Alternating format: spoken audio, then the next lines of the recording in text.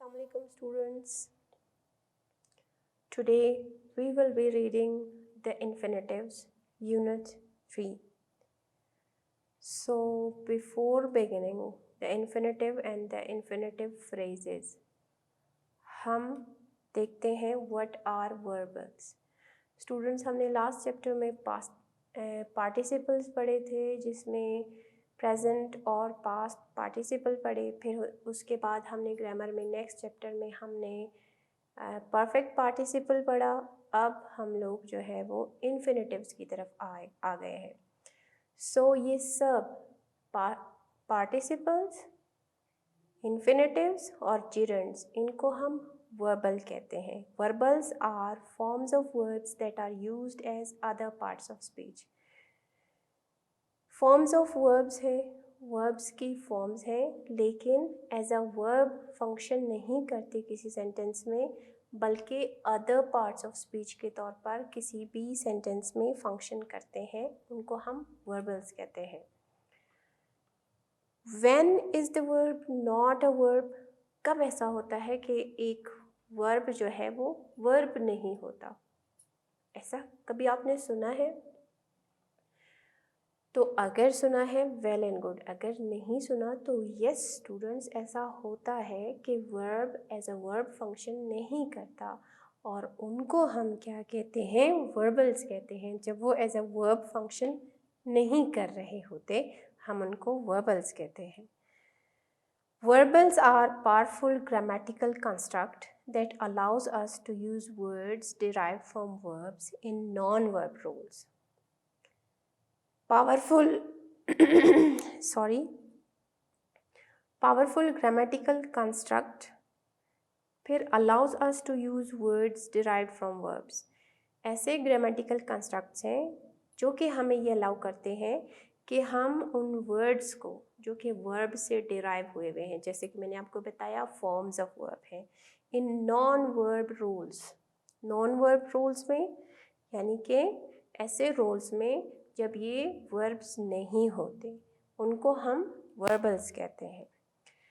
Verbals की 3 types हैं: participles, infinitives, जेरंड्स। Participles हम डिस्कस कर चुके हैं फर्स्ट चैप्टर में और सेकंड चैप्टर में। अब हम लोग इन्फिनेटिव्स पे आ गए हैं। The most powerful of the 3, जो कि आपके पास इन्फिनेटिव्स है ना, वो इन तीनों में से सबसे ज़्यादा पावरफुल है। मोस्ट पावरफुल वर्बल्स है। इन्फिनेटिव्स जो है वो like participle functions like an adjective और एन एडवर्बियल। ठीक है, पार्टिसिपल में और इन्फिनेटिव्स में क्या चीज़ कॉमन है? दोनों as an adjective as an adverbial function करते हैं। यू रिमेंबर, हमने ये फर्स्ट चैप्टर में पढ़ा था कि पार्टिसिपल्स जो है वो एज एन एडजेक्टिव या एज एन एडवर्बियल काम करते हैं, लेकिन इन्फिनेटिव्स जो है वो दोनों जिरंड से कैरेक्टरिस्टिकली एज अ नाउन भी फंक्शन कर सकते हैं और पार्टिसिपल से जो है वो ये कैरेक्टरिस्टिक्स लिया कि एज अ एडजेक्टिव और एज एन एडवर्बियल काम कर सकते हैं। जिरंड स्टूडेंट हम लोग आगे नेक्स्ट चैप्टर में पढ़ेंगे, तो इस वजह से नॉमिनल या नाउन हम कह सकते हैं ये जो है जिरंड्स की कैरेक्टरिस्टिक है, लेकिन इन्फिनेटिव्स में भी ये मौजूद होती है। Infinitives are marked by the marker to इनके स्टार्ट में ज़रूर लगता है। कोई भी इन्फिनेटिव वर्ब है उसके स्टार्ट में टू लगेगा। टू वॉक, टू कम, ठीक है, with the base form of verb. Verb की कोई सी बेस फॉर्म, टू गो, ठीक है, to come, to play, to dream, to eat, something like this, ठीक है। और फिर can also make use of the present perfect verb. Present perfect verb के साथ भी इनको इस्तेमाल किया जा सकता है, जैसे कि to have been, to have seen, like this and many more etcetera. What is an infinitive? तो इसकी डेफिनेशन हम देख सकते हैं। An infinitive looks like a verb. To go अगर लिखा हो तो ऑब्वियसली आप कहेंगे कि ये वर्ब है। Looks like a verb but it begins with to, लेकिन हमेशा इसके साथ टू आता है and it functions as a noun. अब नाउन में जो है वो डिफरेंट केसेस में यूज़ हो सकता है। Noun as a subject, noun as a direct object, noun as a predicate nominative, या फिर एडजेक्टिव या एडवर्बियल। इस तरह से ये तमाम फंक्शंस कर सकता है, इस वजह से ये मोस्ट पावरफुल वर्बल है। Wait, an infinitive phrase is equal to to plus verb. अब but it never functions as the verb in a sentence. As a verb ये फंक्शन नहीं करता। हमने पहले बताया कि वर्बल्स जो हैं वो एज अ वर्ब फंक्शन नहीं करते, इन्फिनेटिव वर्ब की तरह नज़र आता है, बट नेवर एवर ये फंक्शन करता नहीं करता किसी भी वर्ब की तरह। तो रूल नंबर 1 में हम इन्फिनेटिव के रूल्स देखते हैं, ये कहाँ कहाँ इस्तेमाल होते हैं। ठीक है, नाउन में ये 3 डिफरेंट टाइप्स के तौर पर 3 डिफरेंट प्लेसेस में ये इस्तेमाल हो सकते हैं। किसी भी सेंटेंस में 3 डिफरेंट प्लेसेस पे आ सकते हैं। To leave the party would be rude. To leave ये यहाँ पे एज अ सब्जेक्ट काम कर रहा है। नाउन तो है लेकिन नाउन में क्या है, as a subject, to leave. फिर उसके बाद no one wants to stay. अब यहाँ पे स्टूडेंट्स ये क्या है, टू स्टे जो है वो infinitive as the direct object के तौर पर यहाँ पे यूज़ हुआ है। और फिर है her goal is to win. अब यहाँ पे to win infinitive as the predicate nominative. Her goal is to win predicate nominative है, यहाँ पे एज अ डायरेक्ट ऑब्जेक्ट नहीं है, प्रेडिकेट नॉमिनेटिव है। Number 2, as an adjective. As an adjective तब यूज़ हो सकता है, तो फिर ये देखिए, Samuel White is the candidate to watch his this election. As a candidate to watch this election. ठीक है, टू वॉच जो है वो इन्फिनेटिव एज एन एडजेक्टिव यहाँ पे यूज़ हो रहा है। विच कैंडिडेट इज सैमुअल, आपको पता है कि विच वाले आंसर्स कौन सा पार्ट्स ऑफ स्पीच आंसर करता है, ऑफ कोर्स एडजेक्टिव। फिर to watch gives more info about candidate, इस वजह से भी ये एडवर्ब है क्योंकि ये कैंडिडेट के बारे में मज़ीद उसको क्वालिफाई कर रहा है, उसको जो है वो उसके बारे में मज़ीद बता रहा है। A big hint is the adjective comes after the noun it modifies. हमेशा adjective कहाँ आता है, जिस noun को ये modify करता है उसके फ़ौरन बाद आता है।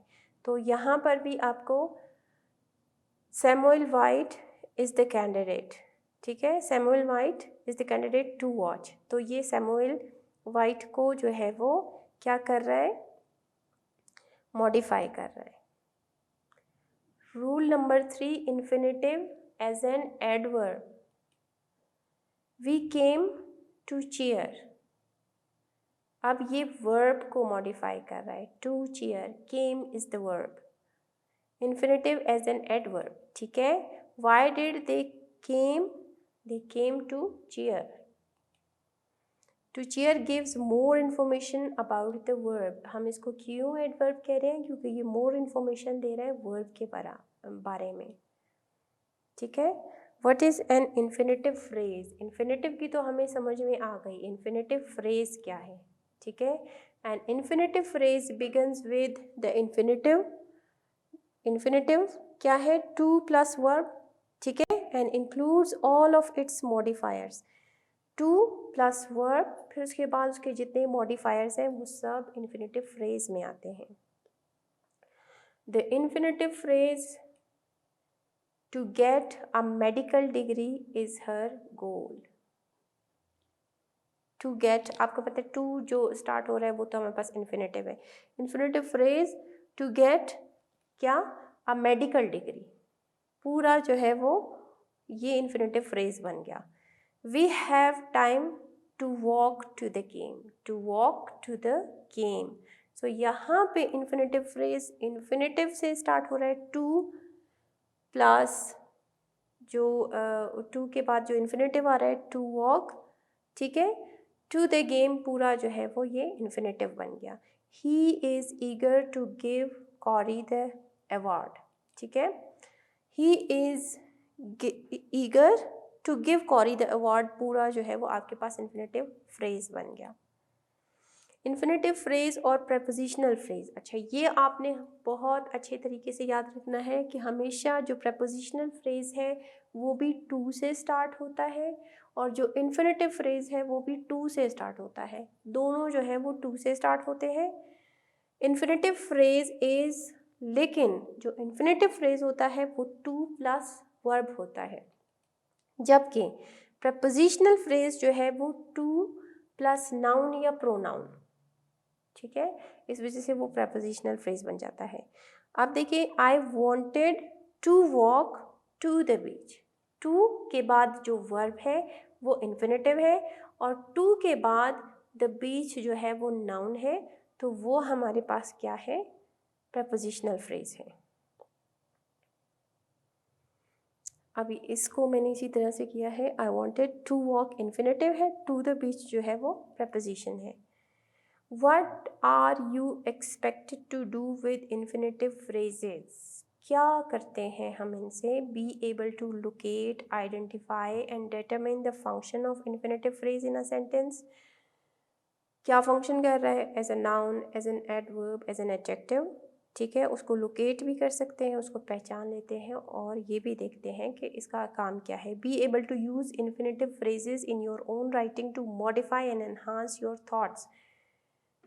जब आप अपनी राइटिंग स्किल को इम्प्रूव करना चाहते हैं तो you should know how to use it, और वो यूज़ आपको उस वक्त आएगा जब पहले आप उसको आइडेंटिफाई करके आप उसको देखेंगे, सेंटेंस में उसका यूसेज देखेंगे, फिर आप इसको अपनी राइटिंग में भी लेके आ सकते हैं, along with adding variety to your sentence beginnings. ठीक है, सेंटेंस बिगनिंग को आप अगर इन्फिनेटिव से स्टार्ट लेते हैं तो वेराइटी तो आ जाएगी।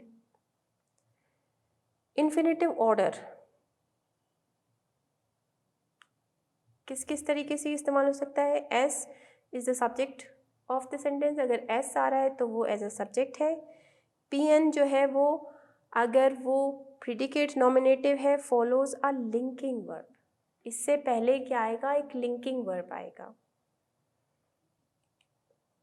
डायरेक्ट ऑब्जेक्ट अगर है तो action verb, follows an action verb, action verb इसके बाद आ रहा है और जो है वो इससे पहले आ रहा है।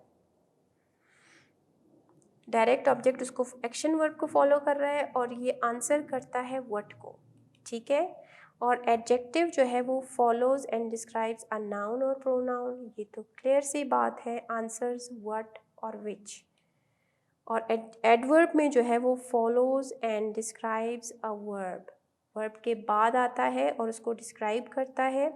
एडजेक्टिव और एडवर्ब, या वर्ब हो या एडजेक्टिव हो या एडवर्ब हो, और आंसर करता है वाई को। स्टूडेंट्स इसको एक दफ़ा फिर से रिपीट करते हैं।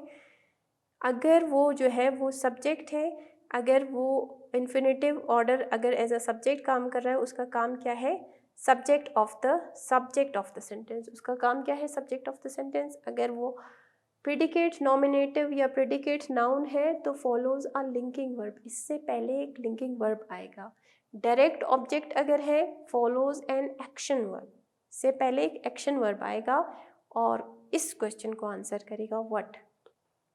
इन्फिनेटिव जो है वो इस क्वेश्चन को एड्रेस करेगा। अगर वो एडजेक्टिव के तौर पर काम कर रहा है, follows and describes a noun, ठीक है, नाउन प्रोनाउन को जो है वो फॉलो करेगा या उसको डिस्क्राइब करेगा।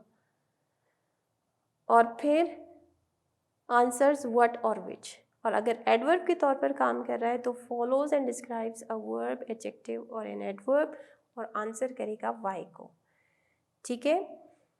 सब्जेक्ट में जो है वो put prepositional phrases in parenthesis, आपने उसी तरह प्रेपोजिशनल फ्रेजेस को जो है वो जितने टू से, प्रेपोजिशनल फ्रेज तो है ऑफ कोर्स जब ये टू से स्टार्ट हो रहा है तो ये प्रपोजिशनल फ्रेज है, आपने इस पूरे को अंडरलाइन करना है, ठीक है। फिर उसके बाद आपने वर्ब को ढूंढना है कि वर्ब कहाँ है। फिर check and determine if infinitive phrase is the subject. फिर आप देखें कि इन्फिनेटिव फ्रेज अगर उसका सब्जेक्ट है, to open the box, to open the box required verb, required जो है वो इसका वर्ब है। हमने क्या किया, पहले इसको पैरेंथेसिस में डाला, उसको अंडरलाइन किया, फिर उसके बाद हमने वर्ब को लोकेट किया, रिक्वायर्ड है अ हैमर एंड क्रोबार, ठीक है। अब जो है वो क्या है, इन्फिनेटिव ऑर्डर प्रिडिकेट नॉमिनेटिव में, पहले में सब्जेक्ट था, उसमें भी क्या करेंगे, प्रपोजिशनल फ्रेजेस को पैरेंथेसिस में डाल दें। फाइंड द वर्ब, वर्ब कहाँ है सेंटेंस का, if the verb is a linking verb. मैंने आपको बताया कि जो आपके पास प्रिडिकेट नॉमिनेटिव है उससे पहले हमेशा linking verb am, are, as, is, was, were, और फिर the infinitive phrase is the predicate nominative या फिर predicate noun.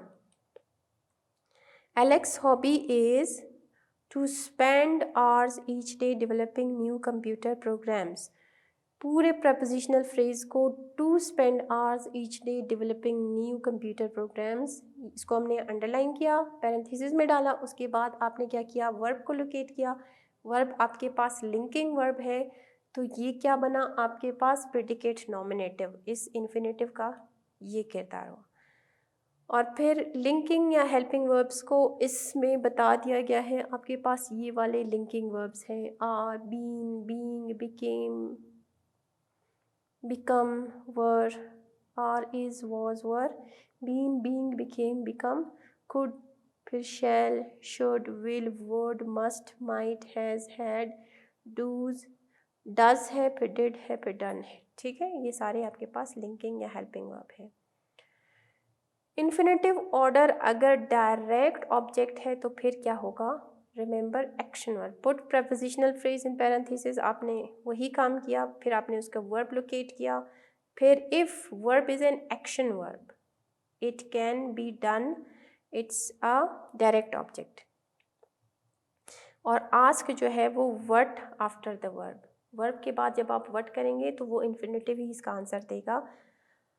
If the infinitive phrase make sense you have a direct object, ठीक है। अगर ये व्हाट को आंसर किया तो इसका मतलब है डायरेक्ट ऑब्जेक्ट के तौर पर यूज़ हुआ है। The band and choir try to work together during the musical, ठीक है। अब यहाँ पे देखें, प्रपोजिशनल फ्रेज को अंडरलाइन किया, वर्ब को लोकेट किया। अब ये वर्ब एक्शन वर्ब है, ट्राई, ठीक है। फिर उसके बाद आपने क्या कहा, ट्राई व्हाट, वर्ब को लेके व्हाट बनाया। अगर ये इसको आंसर कर रहा है तो ये डायरेक्ट ऑब्जेक्ट है, अगर नहीं कर रहा तो ये डायरेक्ट ऑब्जेक्ट नहीं है। Try what, to work together during the musical, ठीक है। इन्फिनेटिव ऑर्डर एडजेक्टिव की, cross out all prepositional phrase, ठीक है।